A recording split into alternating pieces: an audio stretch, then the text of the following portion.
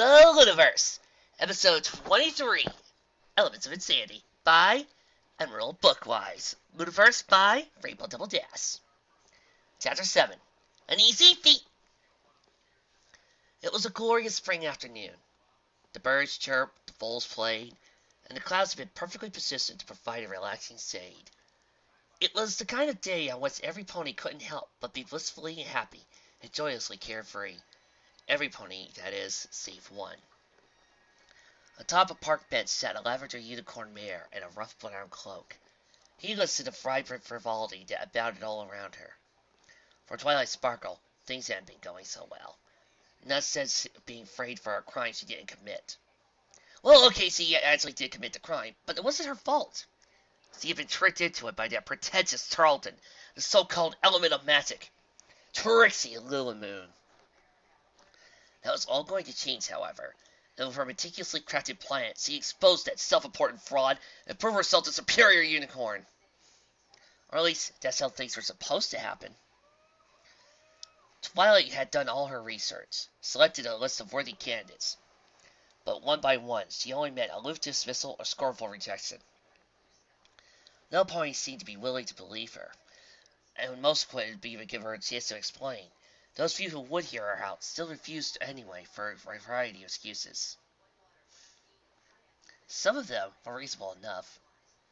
I wish I could help, I really do, but I can't take that kind of time off, and if I lose my job, I'll never be able to make next honest runs.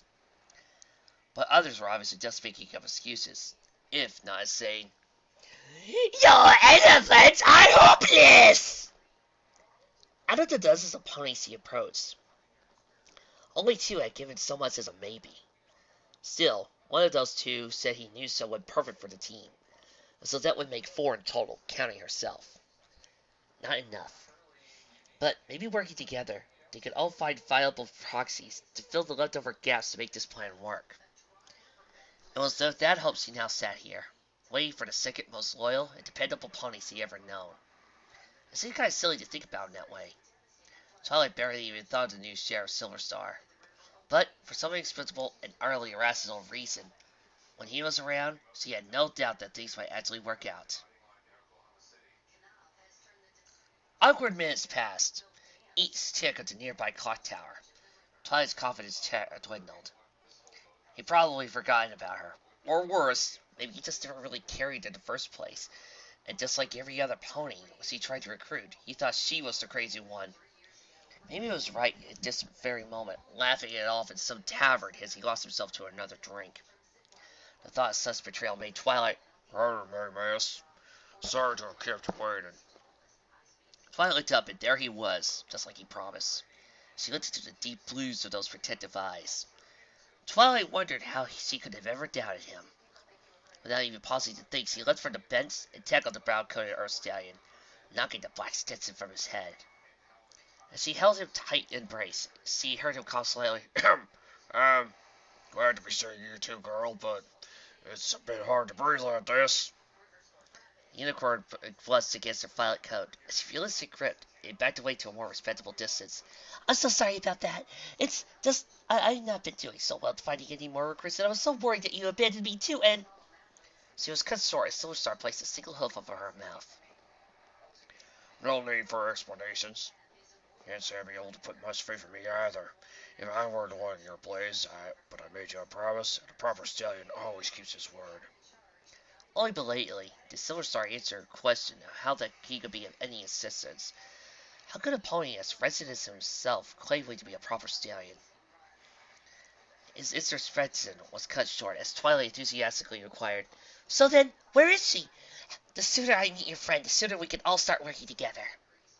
Her question asked, Unicorn eagerly scanning the area, eyes starting about rapidly, as he grinned with jubilant excitement.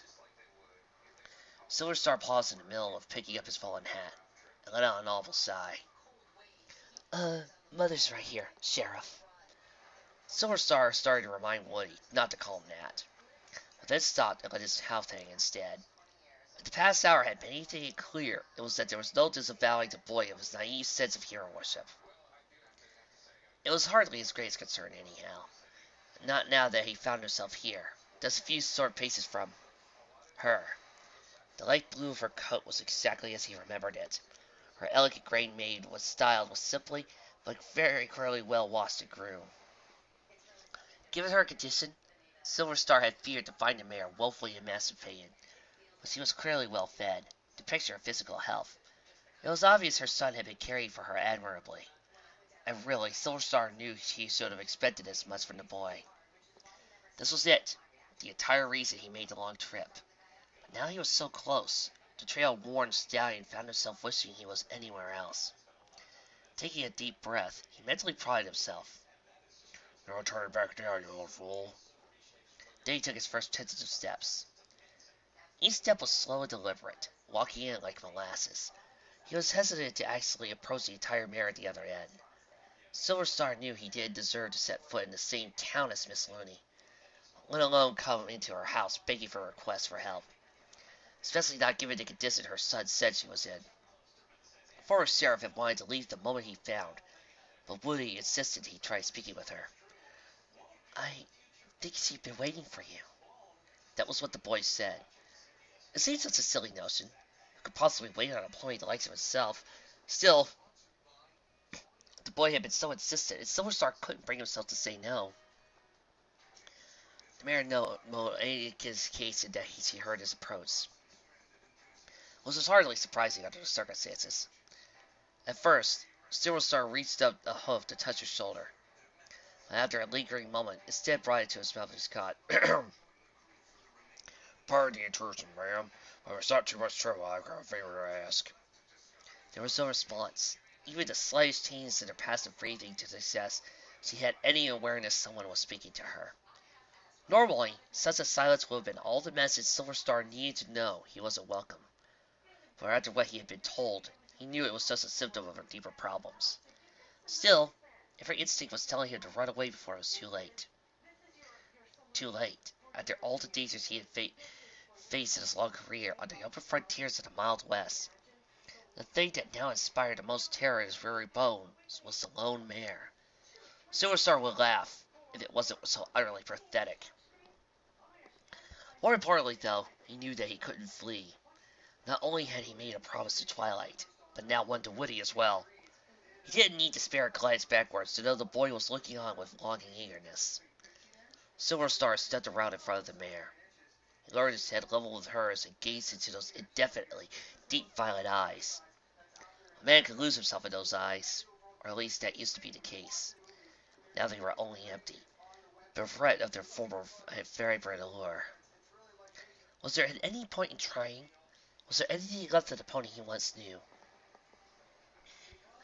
He took in a deep breath, knowing there was to be any chance. He couldn't waste time with formalities. They would have to speak from the heart. "Lucy, it's mine, Silver Star. Well, I came here looking for your help, but well, I guess maybe you need my help too. At least that's what your son here thinks. This will seem Lucy. He's growing up into a fine young stallion. Might be a baron than most. Guess maybe that's why you ain't in such a hurry to come back. Yes, you know he'll do all right on his own, but it don't mean he doesn't miss you something fierce. Still, Woody here says that your tail has always been making things fit together. That's the reason why you won't come back for just one pony. He says that's why fate must have brought me here. Because you see, I'm not here for myself. I know I ain't worthy, but I meant to also Philly. She's all alone and up against impossible odds. But she got a plan. She only needs the help to make that plan happen. She needs somebody who can help her build a team of special ponies. She needs somebody just like in there. So if you're still in there, Lucy, won't you please come back?" Silver Star stared deep into her eyes, hoping against hope to stare her back, and he waited. Silver Star held his stencil to his chest, head downcast. "I'm sorry, Twilight, but well, my friend, I don't see any position to help no pony." He then took another deep breath before continuing. "I tried. I really tried. But like I told you before, I ain't the pony you were ever looking for." With that, he placed his hat back on top of his head and turned down behind his eyes. He turned to leave, but only managed a few paces before pausing. He knew his words must have crushed the poor girl. He knew right now she would need somebody to lend her strength and support. Worst of all, he knew that if he allowed himself a final glance, there would be no escape. He would give her shoulder to cry on, and then he promised to make everything right again. But that would be all a lie, because in his heart, Silver Star knew that the only thing that could ever bring this young girl was more pain. It was all a pony like him was good for. So he didn't look back. He spoke a final farewell.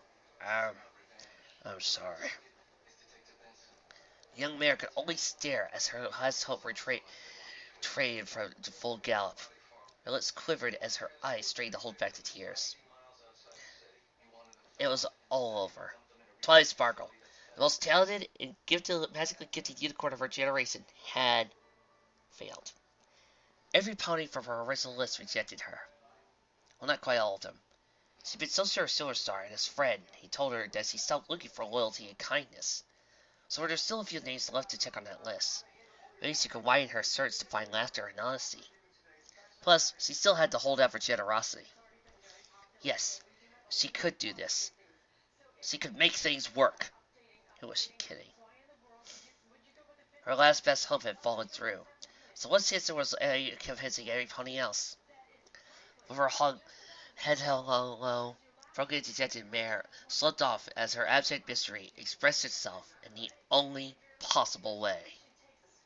I was prepared to face this test. I knew I could give my very best. Cast a light, dispel the tricks, but I wasn't prepared for this. This equation should have been a breeze. With my research, I was sure to please. Thought I aced this quiz without a miss, but I wasn't prepared for this. My hopes were high, but now are gone. What can I do? My mind was keen, my skills precise, my heart was true. Now I've taken my final lick. No one left from who to pick. No, I wasn't. Oh no, I wasn't. No, I wasn't prepared for this. It's just not a day reading my pony fix without doing at least one song, is it? Twilight looked up and read the sign in front of her. The Lost Hearts Foundation for Orphans and Wayward Children. She wasn't sure why she even bothered to come here. What was the point when she already failed? It would be so much easier to slink away into the shadows and disappear forever. No doubt, Lemon Hearts would only be all the happier to never be bothered by her pathetic troubles again. Still, if there's any chance that Lemon Hearts was the one pony that was actually willing to help, well then, Twilight owed it to the Matronly Unicorn to pay this one last visit, and to apologize for failing to see her own part through. The dejected unicorn stepped into the lobby. Over in the corner she spied two foals. One, a young earth colt with a dark brown coat and lime-colored mane. The other, a Pegasus filly with a creamy white coat and a three-tone pastel mane of yellow, pink, and green. The colt sat quietly, moving blocks from one pile to the other and back again, while the filly just seemed to sit there and watch with almost a longing gaze. She wasn't sure, but neither foal seemed to be enjoying themselves. The colt's motions seemed to somehow detached and mechanical, while the one who had forgotten like a joy it was like. While the filly simply seemed to observantly watch over the colt with mournful concern. Maybe Twilight was just so miserable that she was projecting her own feelings of grief. Before she had time to contemplate that any further, Twilight was approached by a lilac-pale unicorn mare with an icy blue mane and a cutie mark resembling three stacked ice cubes. The unicorn visited her with a frizzly, emotionless gaze. "Ah, Miss Centillion, welcome back. Mother Hots has been waiting for you." Twilight had seen Lemon Heart's assistant on her previous visit, though this time they had actually spoken with each other. She was older than Twilight, but by how many years it was hard to say. She certainly didn't look older than Twilight's own mother, yet the way she spoke made her sound old enough to be some pony's grandmother, if not great-grandmother. Maybe it was just the way the mare was trying too hard to sound professional. Or maybe again this was all Twilight projecting her own shameful remorse. Worse still, though, for Twilight, was the fact that Lemon Hearts had been apparently waiting for her return. She almost hoped to be dismissed outright. The idea he had her given a meaningful proposal, laughed off like some cruel joke. Instead, however, it seems like he really had, in this one instance, gotten it right, and Lemonhearts would be the one and only pony all too willing to help her. Too bad one wasn't enough, and now Twilight had to be the bearer of bad news. She was led back to the same sitting room where she had taken tea with Lemonhearts on her first visit, back when she had been full of hope and optimism. Distantly, Twilight heard her escort announce her arrival. As she stepped into the room, eyes downcast, and nearly held to the floor, the disheartened unicorn could not even bring herself to look upon her host. "I'm so sorry, Madam Hearts. I guess you found it in yourself to make the time to help me after all, but I must regret to inform you that I've completely failed to find any other ponies we need. I'm so sorry to have wasted your time." Twilight then turned to leave, unable to bear the thought that Lemon Hearts would surely console her before. "Oh, rise down in the dumpster," came a quizzically simple voice, but not the matron who administered the establishment. Twilight's eyes snapped open as her head jerked painfully to right. There in front of her, sitting at the table, she saw a gray-coated earth pony with a dull green mare and shyfully green eyes. "Lucky, but I don't. Why are you?" "Silly," replied the mare with unrestrained exuberance. "I told you that I wanted to live, but if only I could afford to, and well, Lemon here apparently knows the pretty invisible telescopes, and she promised to help me look up." She then grinned so wide, it looked as if she dozed to decapitate herself. "Isn't she just the most exciting thing ever?" The said unicorn could only keep slack-jawed, as her eyes wandered over to the corner, and saw it equally preposterous sight. Hanging upside down, his hind legs wrapped around a moon-walled coat rack, was an extremely muscular white-coated Pegasus, doing some kind of suspended crunches. "Snowflake?" "Why, yes, my dear," came a motherly voice from the side door, as Lemon Hearts walked into the room. "Turns out Mr. McClarty is somewhat a kind of a hearing and hard, some interesting misconceptions about what it was you were asking him to help with, but after a bit of clarification, he was more than eager to be of service." "Isn't that right?" At that exclamation, the stallion hooked a forehoof around the bar he was hanging from, put the stomach to the air, looped over once, and landed right in front of the persistent. "Yeah!" Finally regaining her composure, mostly, Twilight tried her best to grasp the situation. "But I don't get it. How did you even find these ponies?" "Why, that's simple, my dear. As your charming friend already told you, I'm quite well connected, not to mention very resourceful when I have to be. After you told me how this important mission of yours was, how could I not do everything in my power to see you had everything you need to see it through?" So I didn't know what to say. This was beyond her wildest expectation, and yet, it still doesn't matter. We're 2 ponies short. Lemonheart gave a knowing smile. "All right now, my dear. I think that might be changing very shortly." Scarcely 5 minutes had passed, during which time Lemonheart patiently refused to explain herself any further, only offering that they all sit down and a choice of freshly brewed tea. Then, finally, without warning, a somewhat rotund-looking Pegasus colt with a mauve coat and burgundy mane swooped in at a nearby open window. What was even more startling, though, was that rather familiar-looking black Stetson he had clenched between his teeth.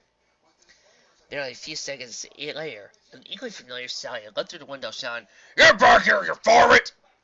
Twilight gasped, "Silver Star!" She wasn't sure if her brain could take any more surprises like that. The former Sarah seemed eagerly perplexed. "Twilight, what tarnation is going on in here?" At that, Lemonheart stepped in forward to interject. "My apologies, Mr. Star, but I was quite occupied arranging all of this and had no time to see your personal invitation. So I sent my ward here to assure your arrival." She then turned to the young colt. "Now then, Brigade, give the nice stallion his hat back." The colt stared hesitantly up at his caretaker before nervously responding, "Yes, Mama Hearts." As he walked slowly across the room, Lemon Hearts called after him, "And do be sure to say how sorry you are." The colt paused with his ears downturned and audibly gulped, but said not another word until he reached Silver Star.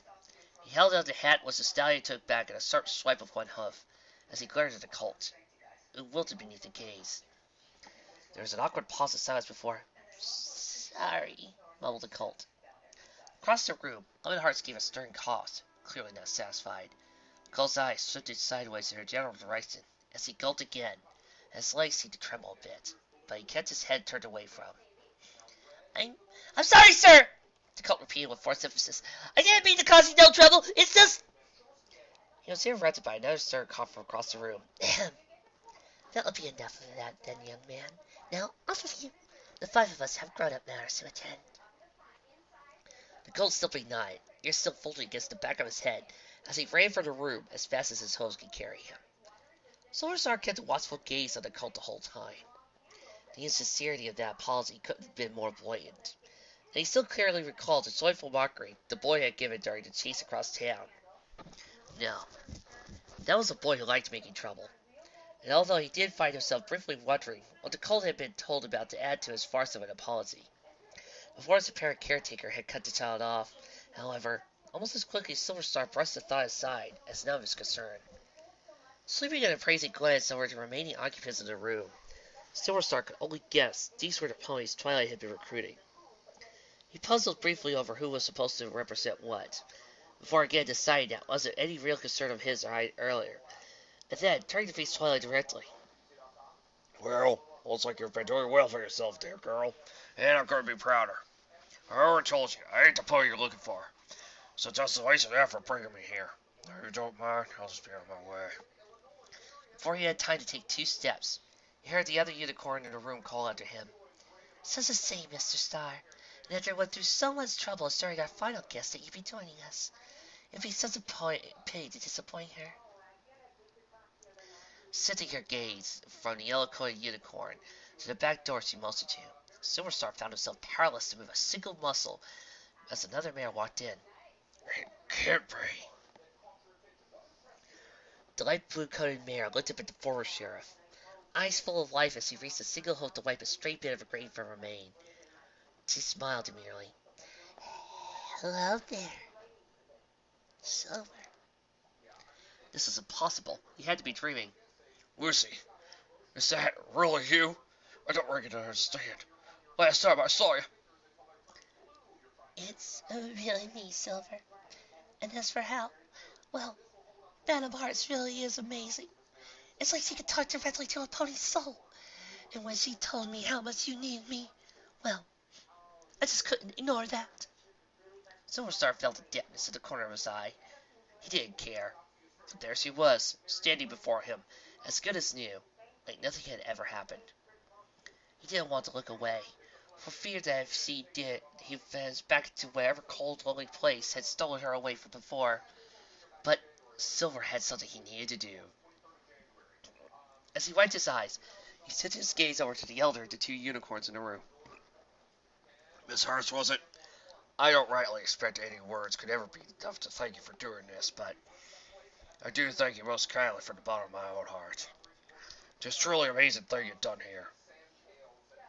If you want to thank me, Mr. Star, then perhaps you would reconsider joining us. I'm sure Miss Screws here would be most appreciative. I reckon there's no place I'd rather be right now. Excellent. Lemonhearts in turn. Well then, Mr. Telian, or rather Miss Sparkle as I'm to understand, that makes a full 6 if I count correctly. So we move on to the next step of your plan. Twilight still couldn't believe it. To go from abject failure to a resounding success. And all of it thanks to the fact that above all else, she could have hoped to find a more generous pony than Lemonhearts. A pony who, without asking for anything else in return, had went above and beyond the call to make this happen. She wanted to express her boundless gratitude, but Twilight knew she could never hope to find the words to do so, so instead, right! Well then, mares and gentlemen, let's get to business. Firstly, a frantic rumbling sound seemed to echo throughout the room. Twilight stood rigid in a mortified embarrassment, only now remembering that in her excitement to meet up with Silverstar earlier, she had neglected to eat lunch, breakfast too for that matter. Silence held heavy for several seconds, before Loki burst out laughing. Same old times. You sort of didn't eat more often, girl. Actually, perhaps we can all do a good meal. Lemonheart says he glanced out the window at the fading light of the orange-cast sky. We can discuss plans over dinner. Twilight was sort of impatient, but a second protest from her growing stomach convinced her otherwise. Yes, this sounds like a good idea. If you excuse me then, I'll have to see to the preparations. The rest of you should feel free to make yourselves comfortable.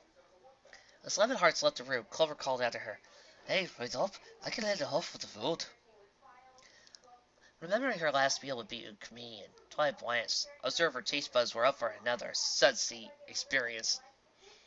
Fortunately, the Great Bear was already out the door before Twilight had a chance to stop her. The minutes that passed, waiting for the meal to arrive, went by rather uneventfully. Snowflake went back to exercises, now doing chin-ups on her coat rack. Superstar and his friend, and Miss Lucy Schools, sat near each other, but didn't seem to speak much, or even look at each other, at least not at the same time. Or when they did accidentally do so, both would turn quickly away. Twilight couldn't figure out what was up with that. If the two ponies were supposed to be old friends, why did they seem nervous around each other?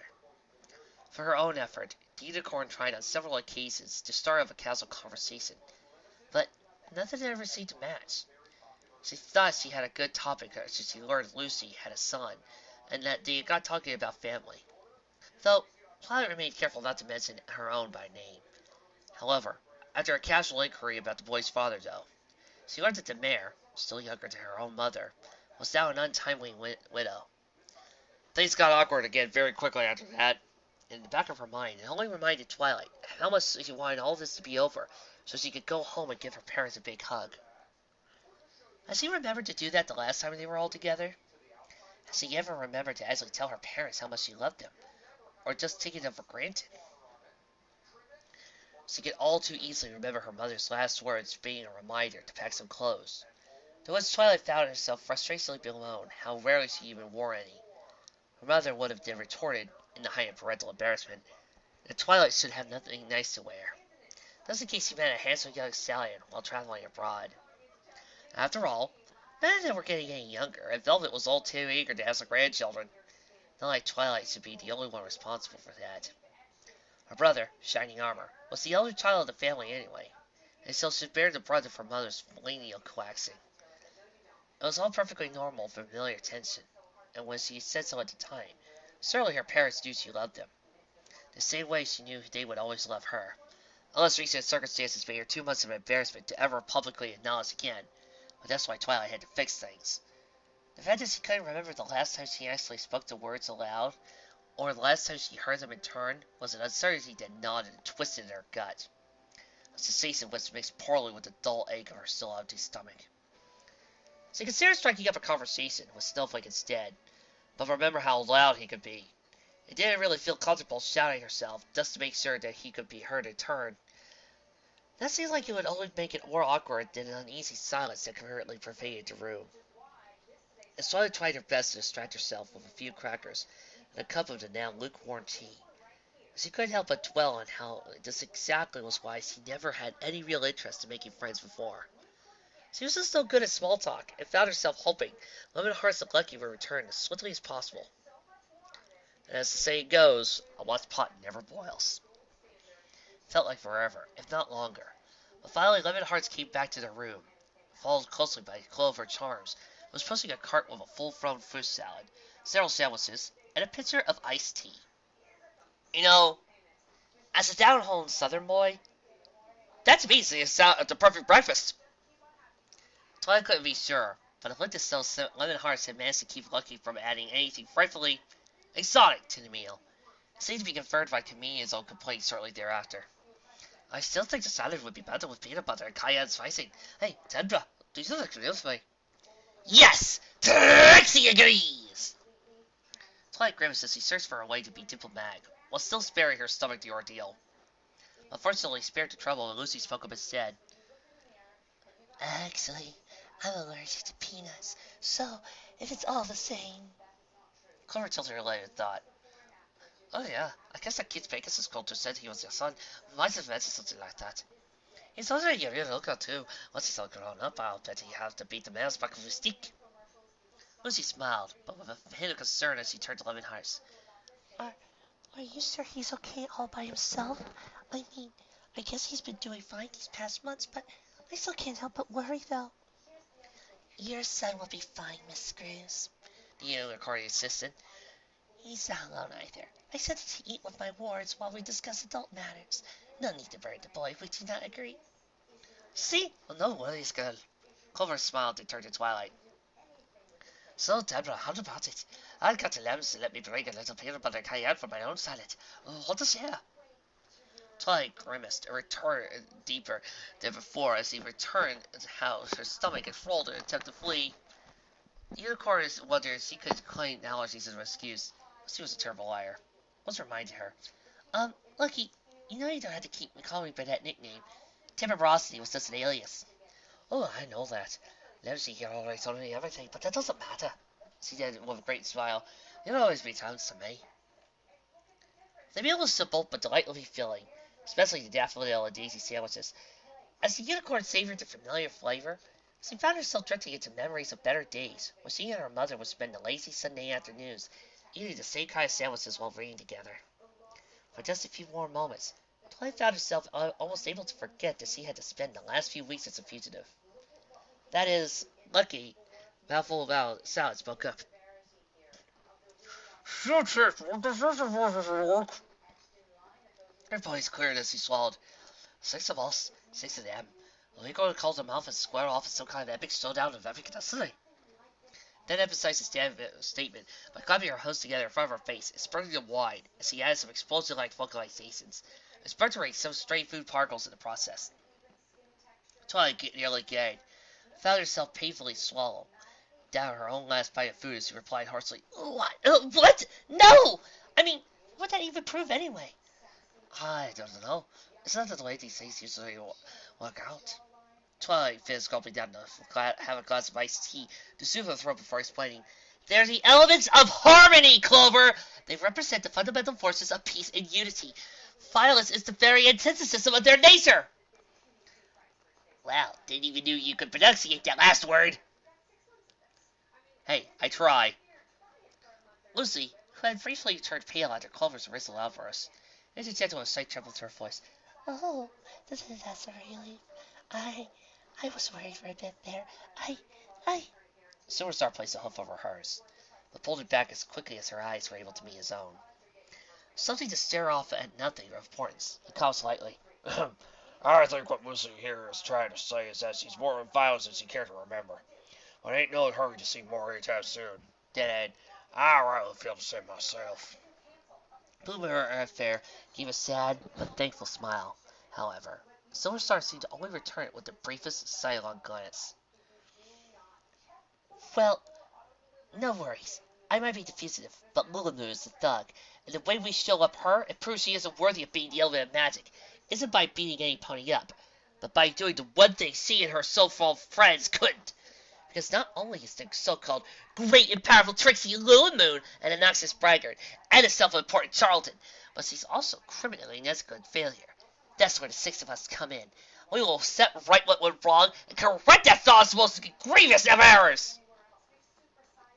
Twilight hesitated, partly for dramatic effect, but also because of how ludicrously audacious sounding she knew her next statement would be. Finally, she proceeded, We're going to defeat Corona, the tyrant sun herself, once and for all! As expected, there were gasps and nervous stares all around. Lucy spoke up.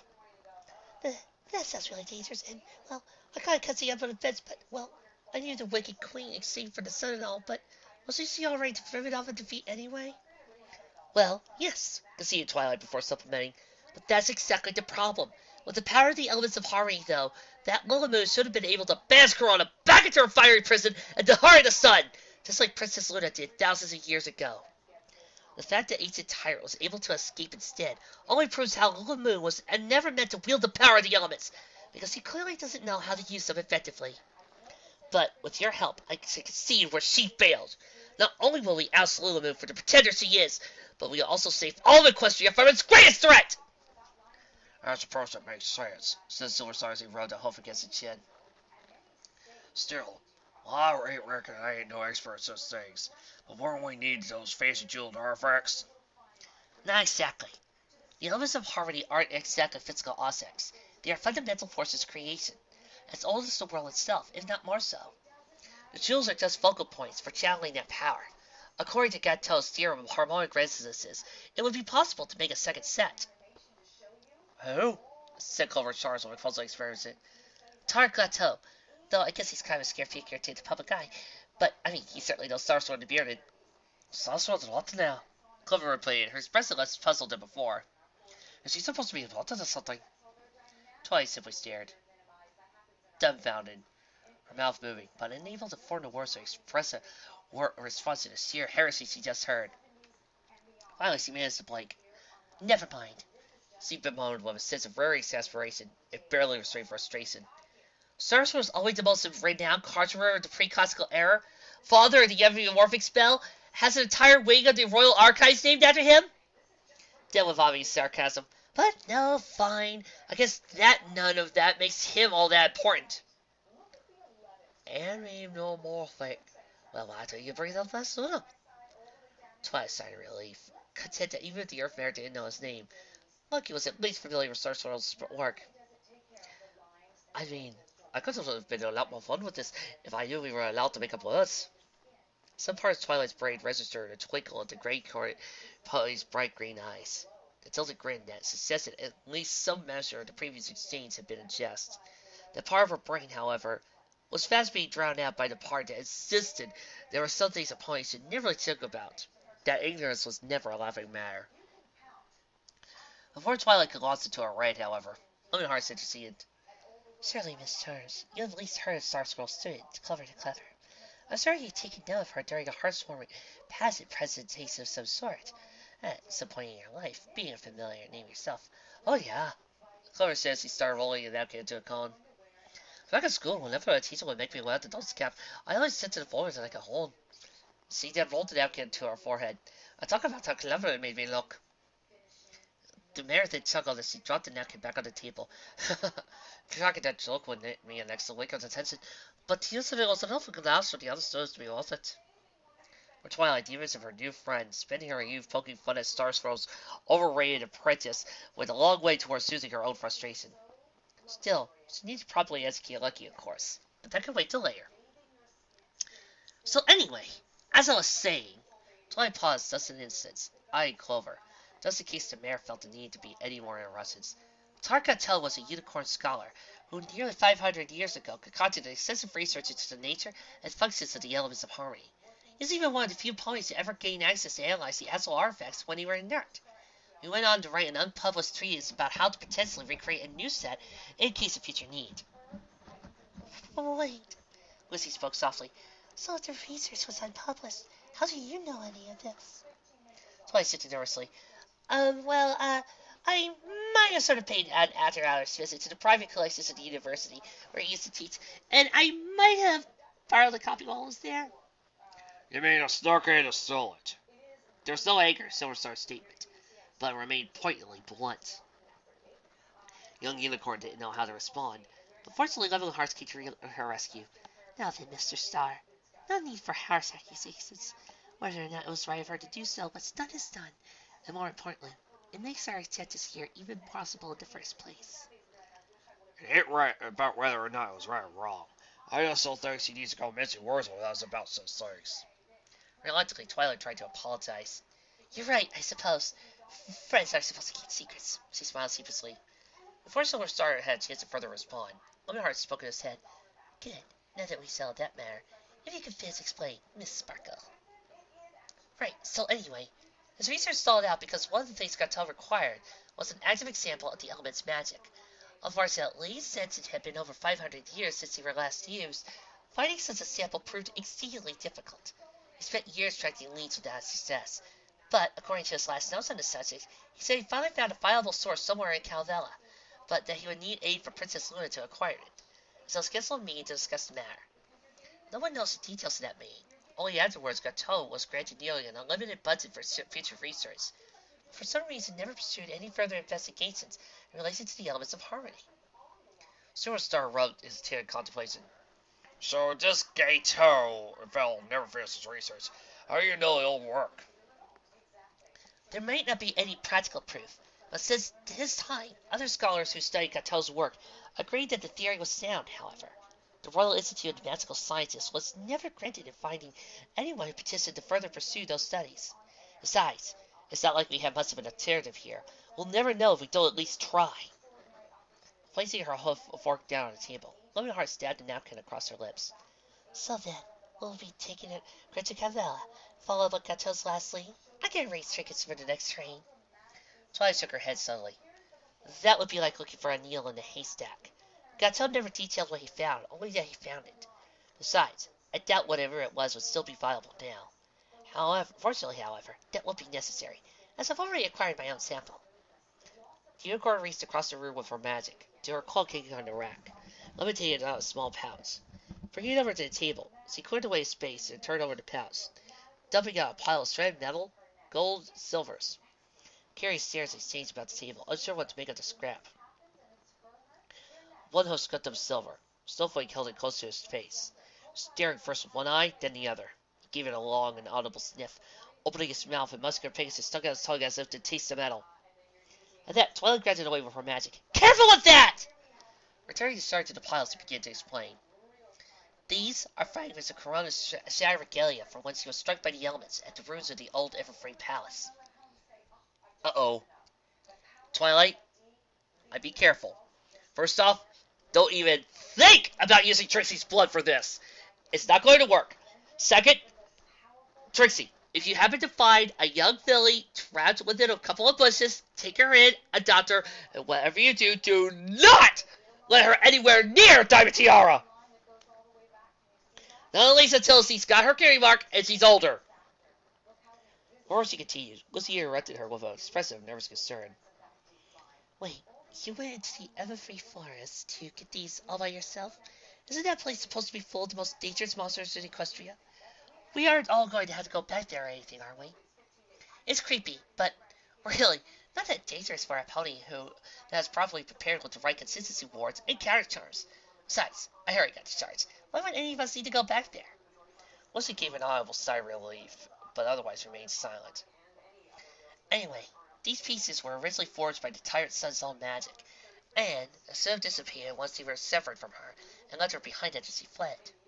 But the magic of the elements of harmony crystallized them. Once he's inside, there is also preserved a substantial residual sample of the harmonic magics of the elements themselves. With bold eagerness, Lemonheart declared, So then, if we have the shards and all 6 of us are gathered, let's start forging this new set of elements.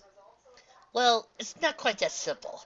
There is another catch. You see, to catalyze the reaction will take a lot of magic. Far more than any mere unicorn, even one of my own exceptional capabilities, could ever hope to master. If we're going to do this, we need a power source that can rival that of an alicorn. Fortunately, I know of a relic that could do the trick just fine. And I know where to find it.